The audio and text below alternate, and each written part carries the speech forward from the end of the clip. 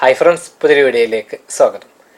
ഇന്നത്തെ വീഡിയോയിൽ നമ്മൾ ചർച്ച ചെയ്യുന്നത് ഒരു ന്യൂ യൂട്യൂബർ ശ്രദ്ധിക്കേണ്ട ഇമ്പോർട്ടൻ്റ് ആയിട്ടുള്ള കാര്യം. ശ്രദ്ധിക്കേണ്ട എന്ന് പറയുമ്പോൾ ഒരിക്കലും ചെയ്യാൻ പാടില്ലാത്ത കുറച്ച് ഇമ്പോർട്ടൻ്റ് ആയിട്ടുള്ള കാര്യങ്ങളാണ് നമ്മൾ പറയുന്നത്. അപ്പോൾ നിങ്ങളൊരു ന്യൂ യൂട്യൂബർ ആണെങ്കിൽ തീർച്ചയായിട്ടും ഈ കാര്യങ്ങൾ മനസ്സിലാക്കി ഞാൻ ഈ പറയുന്ന കാര്യങ്ങൾ ഒരിക്കലും നിങ്ങളുടെ ചാനലിൽ ചെയ്യാതിരിക്കുക. അങ്ങനെ ചെയ്യുമ്പോൾ അത് നിങ്ങളുടെ ചാനലിനെ നെഗറ്റീവായിട്ട് ബാധിക്കും, വ്യൂസ് കുറയും, നിങ്ങളുടെ ചാനൽ നഷ്ടപ്പെടുന്ന മോണിറ്റൈസേഷൻ വരെ നഷ്ടപ്പെട്ടേക്കാം. ഇത് കാണുന്ന നിങ്ങളൊരു ന്യൂ യൂട്യൂബർ ആണെങ്കിൽ ഈ ഒരു വീഡിയോ മുഴുവനായിട്ട് നിങ്ങൾ കാണാൻ ശ്രമിക്കുക. ഞാൻ ലാസ്റ്റ് പറയുന്ന മിസ്റ്റേക്ക് എല്ലാ ന്യൂ യൂട്യൂബേഴ്സും ചെയ്യുന്ന ഒരു മിസ്റ്റേക്കാണ്. അപ്പോൾ ആ ഒരു മിസ്റ്റേക്ക് നിങ്ങളുടെ വീഡിയോയിൽ അല്ലെങ്കിൽ നിങ്ങളുടെ ചാനലിൽ നിങ്ങൾ ഒരിക്കലും വരുത്താതിരിക്കുക. അപ്പോൾ നമുക്കൊരു യൂട്യൂബറുടെ മിസ്റ്റേക്കുകൾ, ചെയ്യാൻ പാടില്ലാത്ത കാര്യങ്ങൾ എന്തൊക്കെയാണെന്ന് നോക്കാം. ഒരു യൂട്യൂബർ ചെയ്യാൻ പാടില്ലാത്ത കാര്യങ്ങൾ എന്തൊക്കെയാണെന്ന് പറയുമ്പോൾ ഒരുപാട് കാര്യങ്ങൾ ഉണ്ടാകും. പക്ഷെ നമ്മൾ കുറച്ച് വളരെ ഇമ്പോർട്ടൻ്റ് ആയിട്ടുള്ള പൊതുവെ എല്ലാവരും ശ്രദ്ധിക്കേണ്ട കാര്യങ്ങളാണ് പറയുന്നത്. അതിലേറ്റവും ഇമ്പോർട്ടൻ്റ് ആയിട്ടുള്ള ആദ്യത്തെ കാര്യമായിട്ട് ഞാൻ പറയുന്നത്, നിങ്ങളുടെ ചാനൽ മോണിറ്റൈസേഷൻ ആയി കഴിഞ്ഞാൽ നിങ്ങൾ എന്നുള്ള ആ ഒരു ഭാഗം എടുക്കും. വളരെ കഷ്ടപ്പെട്ടിട്ടായിരിക്കും യൂട്യൂബേഴ്സൊക്കെ ചാനൽ മോണിറ്റൈസേഷൻ ആക്കി എടുത്തിട്ടുണ്ടാവുക.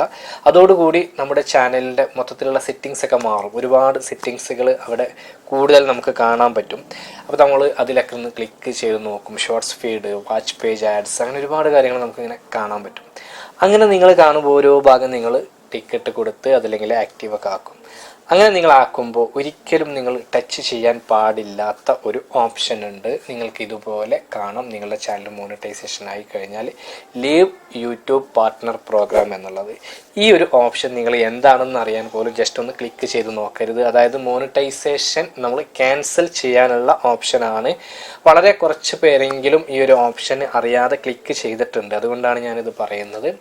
എല്ലാവർക്കും ഈ ഒരു മിസ്റ്റേക്ക് പറ്റിയിട്ടില്ലെങ്കിലും ചിലർക്കെങ്കിലും ഈ ഒരു മിസ്റ്റേക്ക് വരാറുണ്ട്. ആ ഒരു ചിലരിൽ നിങ്ങൾ പെടാതിരിക്കാൻ വേണ്ടിയാണ് ഞാൻ ഈ ഒരു പോയിന്റ് ഫസ്റ്റിലെ പറഞ്ഞിട്ടുള്ളത്. അപ്പോൾ ഒരിക്കലും നമ്മുടെ യൂട്യൂബ് ചാനൽ മോണിറ്റൈസേഷൻ ആയ ശേഷം ഈ ഒരു ലീവ് യൂട്യൂബ് പാർട്ട്ണർ പ്രോഗ്രാം എന്നുള്ള ഓപ്ഷൻ നമ്മൾ ക്ലിക്ക് ചെയ്യരുത്. അത് ഒരു മിസ്റ്റേക്കായിട്ട് കണക്കാക്കാം. അപ്പോൾ നമുക്ക് രണ്ടാമത്തെ മിസ്റ്റേക്ക് നോക്കാം. അപ്പോൾ അതിനു മുന്നേ നിങ്ങളിൽ പലരും വീഡിയോ ഇഷ്ടമായാലും ലൈക്ക് ചെയ്യാൻ മറക്കുന്നുണ്ട് എന്ന് തോന്നുന്നു. അപ്പോൾ നിങ്ങൾ ഈ വീഡിയോ ഇപ്പം തന്നെ ലൈക്ക് ചെയ്ത് വെച്ചേക്കുക. മാത്രമല്ല ഇനി പറയാനുള്ളതൊക്കെ വളരെ ഇമ്പോർട്ടൻ്റ് ആയിട്ടുള്ള പോയിൻ്റാണ്. അപ്പോൾ ഈ വീഡിയോ മുഴുവനായിട്ട് നിങ്ങൾ കാണാനും ശ്രമിക്കുക.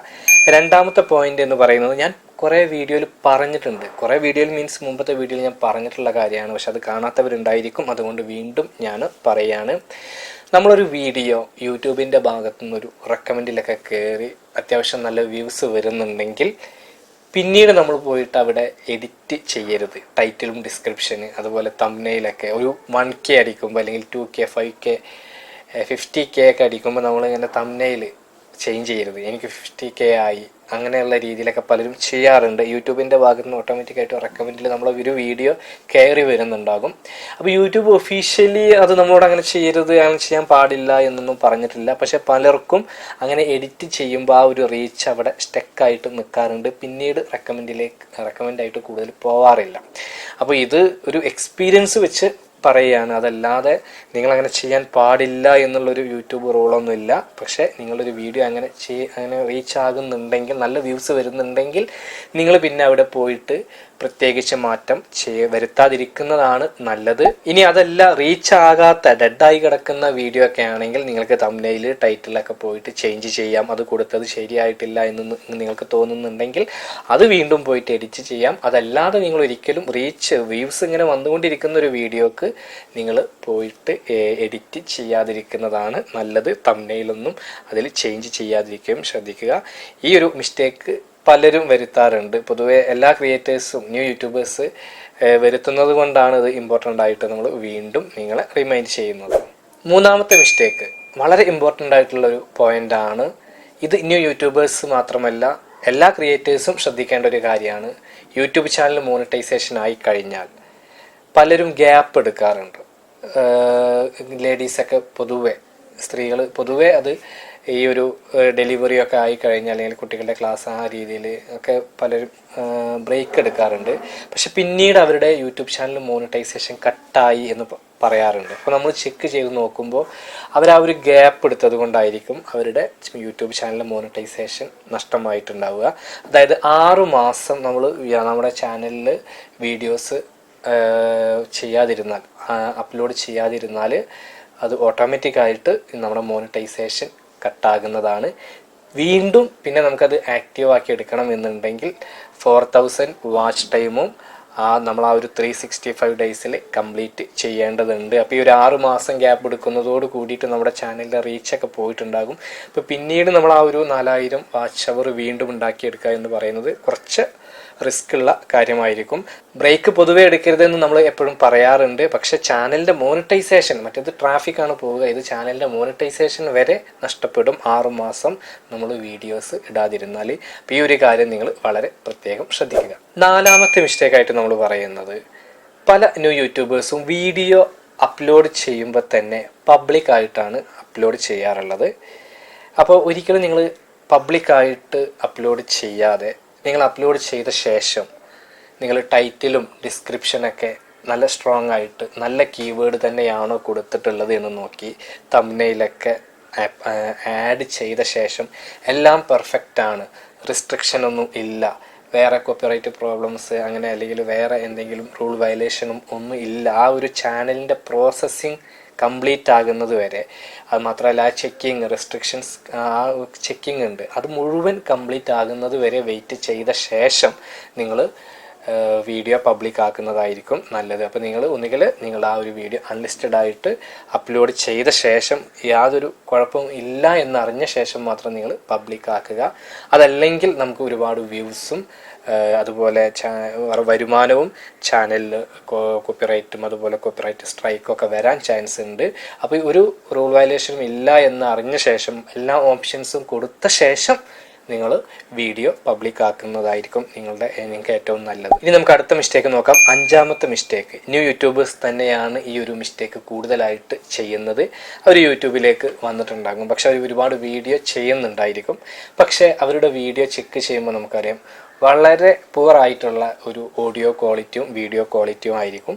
യൂട്യൂബിൽ എപ്പോഴും നല്ല ഒരു ഇംപ്രഷൻ അതല്ലെങ്കിൽ നല്ല ആ ഒരു ഓഡിയൻസ് റിട്ടൻഷൻ നമുക്ക് കിട്ടണമെന്നുണ്ടെങ്കിൽ നമ്മൾ ആ ഒരു നല്ല ക്വാളിറ്റി ഓഡിയോക്കും വീഡിയോക്കും വേണം എന്നുള്ളത് മനസ്സിലാക്കുക. അപ്പോൾ നമ്മൾ ഒരു സീരിയസ് ആയിട്ട് നിങ്ങൾ യൂട്യൂബിനെ കാണുന്നുണ്ടെങ്കിൽ തീർച്ചയായിട്ടും നല്ല ഓഡിയോ വീഡിയോ ക്വാളിറ്റിയിൽ വീഡിയോസ് അപ്ലോഡ് ചെയ്യുക. പലരും പറയാറുണ്ട് ചാനൽ മോണിറ്റൈസേഷൻ ആയ ശേഷം ഞാൻ മൈക്ക് വാങ്ങിക്കാം, അതല്ലെങ്കിൽ വീഡിയോ ക്വാളിറ്റി കൂട്ടാം, അല്ലെങ്കിൽ ഫേസ് കാണിച്ച് ചെയ്യാം, അതല്ലെങ്കിൽ ചാനൽ റീച്ച് ആവുമെന്ന് ഞാൻ നോക്കട്ടെ, വ്യൂസ് വരുന്നുണ്ടെങ്കിൽ നന്നാക്കി എടുക്കാം, അതുവരെ ഇങ്ങനെ പോട്ടെ എന്ന് പലരും പറയാറുണ്ട്. പക്ഷെ നിങ്ങൾക്ക് റീച്ച് ആവണം എന്നുണ്ടെങ്കിൽ, ചാനൽ മോണിറ്റൈസേഷനിലേക്ക് എത്തണം എന്നുണ്ടെങ്കിൽ നിങ്ങൾക്ക് ആദ്യം വ്യൂസ് വരണം. ആ ഒരു വ്യൂസ് വരുന്നത് ഈ ഒരു വീഡിയോയുടെ ക്വാളിറ്റി നോക്കി തന്നെയാണ്. അപ്പോൾ തീർച്ചയായിട്ടും നല്ല ഓഡിയോ വീഡിയോ ക്വാളിറ്റിയിൽ നിങ്ങൾ തുടക്കം മുതൽ വീഡിയോസ് ചെയ്യാൻ ശ്രമിക്കുക.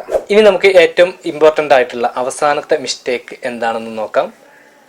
മിക്ക ന്യൂ യൂട്യൂബേഴ്സും വരുത്തുന്ന ഒരു മിസ്റ്റേക്ക്, അവരുടെ ആദ്യത്തെ വീഡിയോ അപ്ലോഡ് ചെയ്തിട്ട് അവർ യൂട്യൂബിനെ വിലയിരുത്തുന്നു എന്നുള്ളതാണ്. കാരണം നമുക്കറിയാം ഒരു creator new YouTuber videos upload ചെയ്ത് കഴിഞ്ഞാൽ അവരുടെ യൂട്യൂബ് ചാനലിൽ സബ്സ്ക്രൈബേഴ്സ് ഒന്നും കാര്യമായിട്ടില്ല. അപ്പോൾ അവർക്ക് വ്യൂസ് വളരെ കുറവായിരിക്കും, വ്യൂസ് വരുന്നില്ല എന്നുള്ളത് തന്നെ പറയാം. ഒരു ആദ്യത്തെ 100 സബ്സ്ക്രൈബേഴ്സൊക്കെ ആയ ശേഷമാണ് നമുക്കൊരു വ്യൂസ് വന്നു തുടങ്ങുക. അപ്പോൾ അതിനു മുന്നേ നമ്മൾ വീഡിയോസ് അപ്ലോഡ് ചെയ്തിട്ട് വ്യൂസ് വരാതെ നമ്മൾ യൂട്യൂബിനെ തെറ്റായിട്ട് മനസ്സിലാക്കരുത്. യൂട്യൂബിൽ വീഡിയോ ചെയ്തിട്ട് കാര്യമില്ല, യൂട്യൂബ് ഇങ്ങനെയൊക്കെ തന്നെയാണ് എന്നുള്ള രീതിയിൽ മിക്ക ന്യൂ യൂട്യൂബേഴ്സും അവരുടെ സ്റ്റാർട്ടിങ്ങിൽ വരുത്തുന്നൊരു മിസ്റ്റേക്കാണ് യൂട്യൂബിൽ വീഡിയോ ഇട്ടിട്ട് കാര്യമില്ല എന്നുള്ളതൊക്കെ. പകുതിയിലധികം യൂട്യൂബേഴ്സ് പിന്നീട് ഈ യൂട്യൂബിൽ മുന്നോട്ട് പോവാതെ ഇരിക്കുകയും യൂട്യൂബിനെ വിശ്വസിച്ച് അതല്ലെങ്കിൽ അങ്ങനെ മുന്നോട്ട് പോയവർ രക്ഷപ്പെടുന്ന ഒരു കാഴ്ചയും നമ്മൾ കാണാറുണ്ട്. അപ്പോൾ ഒരിക്കലും ഇത് കാണുന്ന ന്യൂ യൂട്യൂബേഴ്സ് ഒരിക്കലും ഈ ഒരു മിസ്റ്റേക്ക് വരുത്തരുത്. തെറ്റായിട്ട് യൂട്യൂബിനെ വിലയിരുത്തരുത് നിങ്ങളുടെ ആദ്യത്തെ എക്സ്പീരിയൻസ് വെച്ചിട്ട്. അപ്പോൾ ഇത്രയും കാര്യങ്ങൾ നിങ്ങൾക്ക് മനസ്സിലായി എന്ന് കരുതുന്നു. ഈ ഒരു വീഡിയോ നിങ്ങൾക്ക് ഉപകാരപ്പെട്ടു എങ്കിൽ തീർച്ചയായിട്ടും നിങ്ങൾ ലൈക്ക് ചെയ്യുക. നിങ്ങളുടെ അഭിപ്രായങ്ങളും നിർദ്ദേശങ്ങളൊക്കെ താഴെ കമൻറ്റ് ബോക്സിൽ രേഖപ്പെടുത്തുക. നിങ്ങൾ ആദ്യമായിട്ടാണ് ഈ ചാനൽ കാണുന്നതെങ്കിൽ ചാനൽ ഒന്ന് സബ്സ്ക്രൈബ് ചെയ്യുക, കൂടെ ബെൽ ബട്ടൺ കൂടി അമർത്തുക. അപ്പോൾ മറ്റൊരു യൂസ്ഫുൾ ആയിട്ടുള്ള യൂട്യൂബ് ടിപ്സുമായിട്ട് നമുക്ക് വീണ്ടും കാണാം. അതുവരെ ബൈ.